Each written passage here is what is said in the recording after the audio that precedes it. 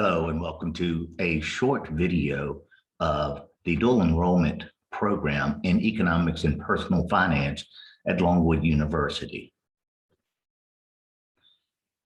This course is being taught by myself, Dr. Benny Waller. My email is given on the screen there, wallarbd@longwood.edu.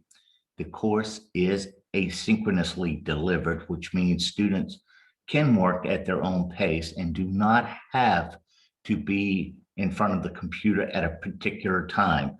That is, with one exception we'll talk about in just a second. This is a semester-long course. It's very analytical, and it does require a minimum of 120 hours over the semester to be successful. Students may work ahead as far as they like, but they may not complete any assignments after a due date. Please don't wait until the last minute and have problems pop up. No exceptions to this rule. Email is the expected means of communication with faculty. Students should use the Longwood email to avoid issues with spam. Every single semester, we have issues where student emails don't get delivered to the faculty because of them using personal emails. We cannot control that, so please use your Longwood email and communicate with us via our Longwood email, please. Some important dates for the course. The course is a semester long. It runs August 23rd through December 3rd. The last day to drop with full refund is August 31st. To withdraw from the course with no refund, but no academic penalty, is November 3rd. You can see the first set of quizzes are due September 19th, exam 1, exam 2, etc.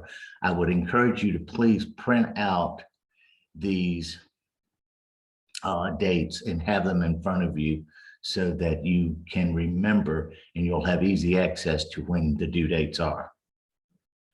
This is a college course and parents are not expected to reach out to the professors. Students are expected to communicate with the faculty, not the parents.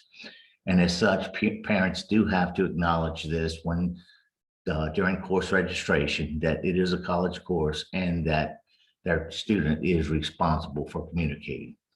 Parents are encouraged to help the students with the material, however, should not help during any graded assignments. All faculty involved in this course do have their PhD in either finance or economics. This class is completely online. Again, work ahead if you like.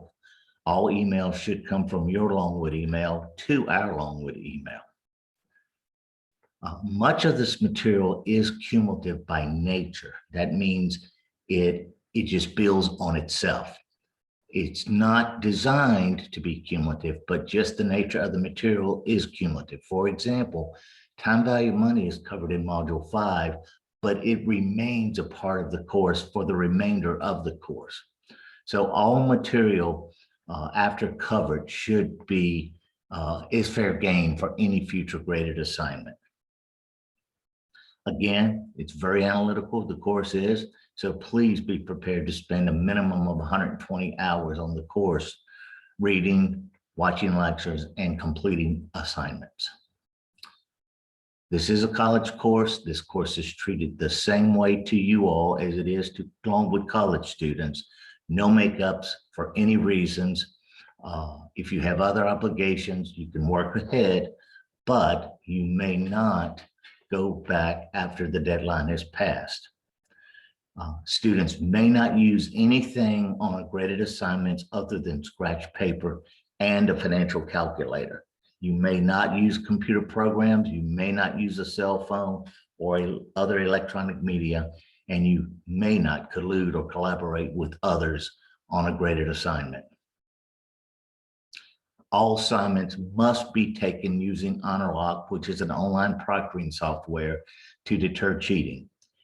More information can be found about HonorLock on the syllabus, or you can go to honorlock.com. In order to use HonorLock, you will, please listen, you do have to have a picture ID. If you don't have one because you're not old enough to have a driver's license, You can create one using this software that's on the screen in front of you. All you need to do is have a picture and your Longwood ID number, your full name on it, and the picture needs to be recent so that the computer can recognize that the picture is the person taking the graded assignments. Again, if you need to create a picture ID, you can do it using this software. Many people have done it and it works fine. You just need to take your time and do it. The WISE exam is a standardized exam and it is given at the end of the course, and you may only use scratch paper for that. You may not use a calculator. The WISE exam just covers general topics in personal finance. There are 50 questions in 45 minutes, so there cannot be much mathematical rigor on the WISE exam. It's more fundamental in nature and ask questions that are rudimentary or fundamental, basic, if you will. We don't have an idea of we don't have any idea of what questions might be asked on the exam because it is a standardized exam. It's given nationwide. But if you have done well in your personal finance topics, you will probably have no problem in performing well on the WISE exam. Again, you can't use anything on a graded assignments except a calculator and scratch paper. Cell phones are not allowed, no notes or books during graded assignments. You do need a textbook and you do need a financial calculator. The textbook that I recommend is going to be the 7th edition by Art Cowan. The 6th edition would be acceptable. The 8th edition is out, but I would encourage you to find a copy of the 7th edition because it is much less expensive. You do need a financial calculator. The calculator used in the lectures include the TA Texas Instrument BA2 Plus. If you have another calculator that has the financial functions on it, you certainly may use it. However, it is the student's responsibility to learn the functions of the calculator by Googling it or looking up the user guide to that particular calculator online. The financial functions include present value, future value, number of periods, payments, and the interest rate. 5 financial functions that you will be needing to use on the calculator, and quite a bit in this course. Now, the actual course material is found at drbennywaller.com. And this is the website that you'll come up to, and it will say economics and personal finance. You'll click on it and it'll take you to, it may ask you for a password. And if it does, the password is FINA150, FINA150. And from here, you will access all the modules. You can see on the screen to the left, you have the first set of modules. They include modules 1, 2, and 3 in economics, and in personal finance, 1, 2, 3, 4. You can see also that the chapters in the textbook are correlated with the particular module, whereas the economics module, you will have reading assignments that will be provided. However, there will not be a textbook. At the end of those modules, you have exam 1. You on the actual page, it will show you the due date. Then you have modules after the first exam, and then you have the second exam. Then you have modules after the second exam and the third exam. The material covered on exam 1 is this material to the left. The material covered on exam 2 is the material only after exam 1. However, this material is quite cumulative in nature, so it may be used multiple times. I can certainly tell you time value of money will be used at starting in exam 2, and it will go through the remainder of the textbook. You will use the Canvas. You can type canvas.longwood.edu to log into the learning management system that Longwood uses, which is Canvas. This is where you will take all graded assignments. The material is found on drbennywaller.com. Graded assignments are all done through Canvas, which is Longwood's learning management system. Once you log into Canvas, you will see something similar to this, where it has the name of the quizzes, when they're due, how many points they're worth. Okay. You will, and over here to the left, you'll be able to move around the Canvas page by clicking on whichever link you are desired. Now, if you're looking to pay your bill, you can log into mylongwood.edu. This is Canvas. Canvas is the learning management system. Mylongwood.edu is the student portal for a plethora of information and activities, one of which is paying your bill. You can log in to mylongwood.edu. Using the student tab, you can go to my student account and it will show you what is due. Once again, all assignments that are posted are due by 11 p.m. They're due by 11 p.m. It does not matter what the clock says on Canvas. They are due at 11 p.m. That means completed.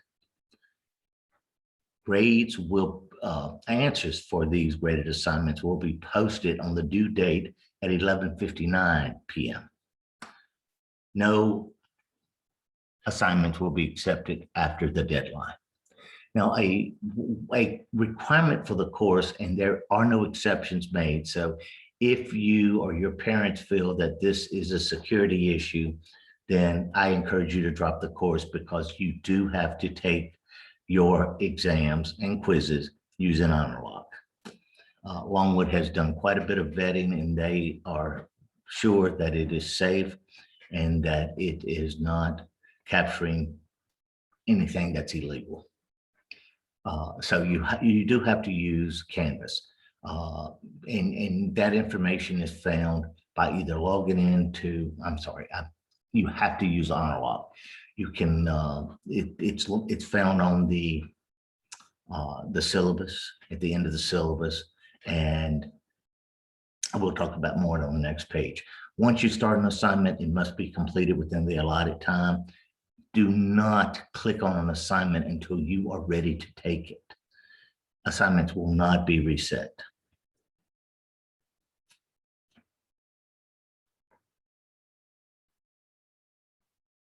HonorLock, here's where I was talking. It requires a certain amount of RAM, a certain amount of speed, so forth and so on. So you should log in, download HonorLock in a Google or a Chrome search engine, and run through the diagnostic software to see if you have all of the necessary equipment. You're going to need a microphone, you're going to need a headphone, and you're going to need pretty significant amount of RAM. Here are some of the minimum requirements shown for the Windows applications and for the Mac applications. The WISE exam is a standardized exam that must be taken as a group. It is given at the end of the semester and very close to the end of the semester, and it must be taken as a group via Zoom.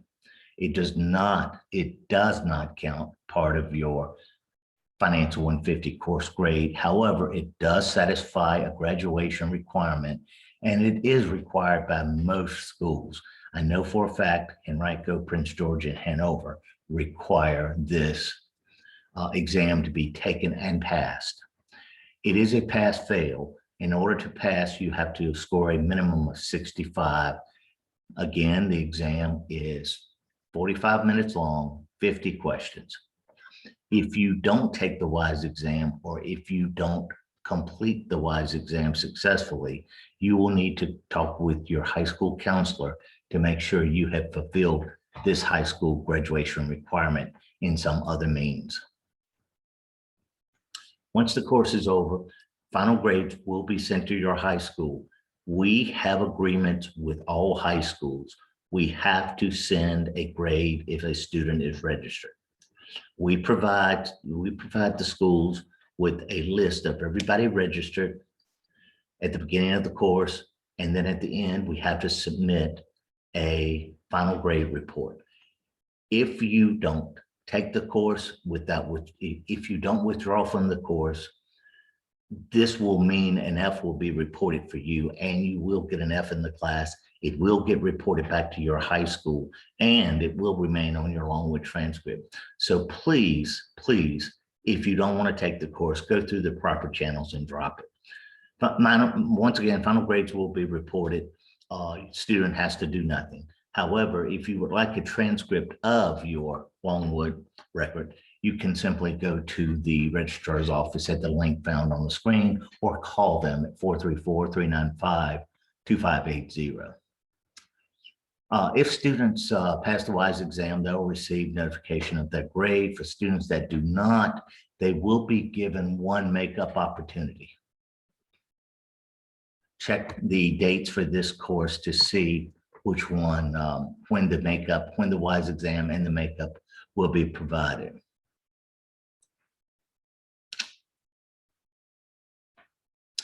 The suggested structure of this course is to either watch the YouTube lectures and then read the text, or read the text and then watch the YouTube lectures. But regardless, you need to combine the two. Now, if it is economics, then you need to either watch the video and then read the handout that's provided, or read the handout and then watch the video. It's up to you, but you need to get into a, and it might take you a couple of days to figure out what works best for you. After you've gone through the material, you've read the material, you've watched the lecture, then you need to take the practice quiz. There's a practice quiz located at the end of each module. If you have problems with a particular topic, please go back and review it, or rewatch and reread the material. If you continue to have problems, then talk to one of us, contact the professor in charge of the course, and they will provide you with an explanation. After you have gotten satisfied with the practice quizzes, you then move on to take the graded quizzes. There are, I believe, 27 graded quizzes at all in this course. Reviewing the material missed from the practice quizzes are great study guides, and the graded quizzes are great study guides for the exam. If you have problems on the graded quiz, go back, review the material missed, and if you still continue to have problems, please don't hesitate to reach out to cfr@longwood.edu. If you have other questions or concerns about the course, please email us at cfr@longwood.edu. Thank you, and I hope you have a great economics and personal finance course.